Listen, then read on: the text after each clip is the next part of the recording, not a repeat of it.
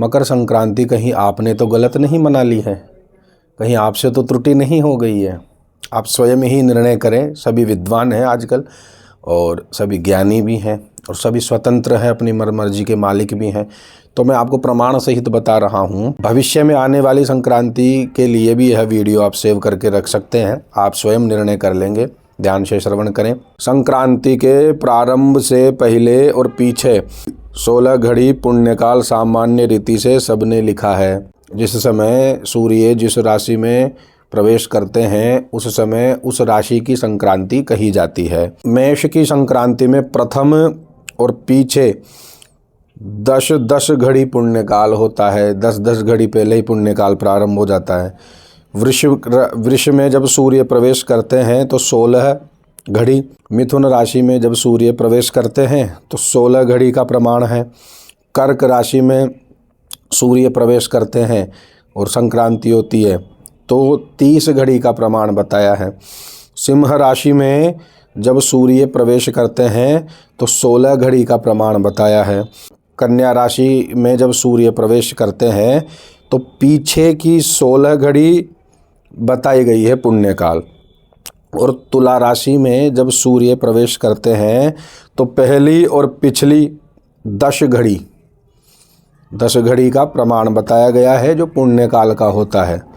वृश्चिक राशि में जब सूर्य प्रवेश करते हैं तो पहले 16 घड़ी पुण्यकाल होता है।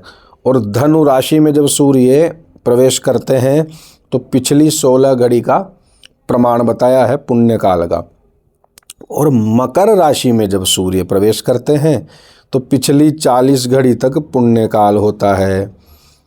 तो 14 तारीख को ही मान्य थी क्योंकि दिन में संक्रांति हुई थी, रात्रि में निषेध थी ना। रात्रि में जब होती है संक्रांति, रात्रि में जब सूर्य मकर राशि में प्रवेश करता तो फिर दूसरे दिन मानी जाती। तो यह तो साफ साफ बताया जा रहा है कि 14 तारीख को थी, 14 जनवरी को थी। और अब आपसे गलती हुई है या नहीं हुई है वो आप ही निर्णय लेवे, क्योंकि मैं श्लोक भी वीडियो पर डाल दूंगा, चित्र। अब सुनिए।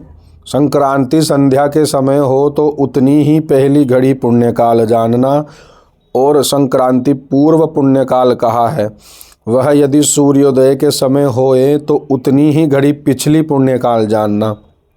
रात्रि में पुण्य का निषेध है। यदि आधी रात से पहले संक्रांति होए तो पहले दिन के पिछले 2 प्रहर, और यदि आधी रात से परे संक्रांति होए तो पिछले दिन के पहले 2 प्रहर पुण्यकाल होता है। कर्क और मीन की संक्रांति भी इसी प्रकार जाननी चाहिए।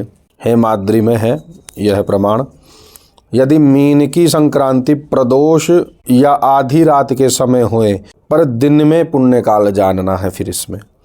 और कर्क की संक्रांति सूर्योदय या आधी रात के समय हो जाए तो पूर्व दिन में पुण्यकाल जानना चाहिए। यह माधवाचार्य जी लिखते हैं। माधवाचार्य जी से बड़े तो आप भी नहीं हैं, मैं भी नहीं हूँ। जो आचार्य होते थे पहले, जब ये जो आचार्य हुए हैं वह शास्त्रों के प्रमाणों को ही लिखते थे।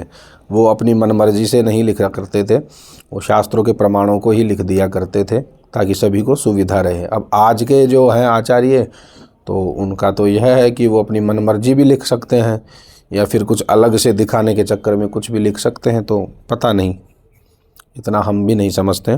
और सभी संक्रांतियों के दान का महत्व भी अलग है, पुण्य का अलग अलग महत्व है। तो वो आपको धीरे धीरे सभी बताते रहेंगे। और अब आप किससे हुई है संक्रांति गलत वो आप सभी निर्णय कर लेवे। हर हर महादेव। नारायण नारायण।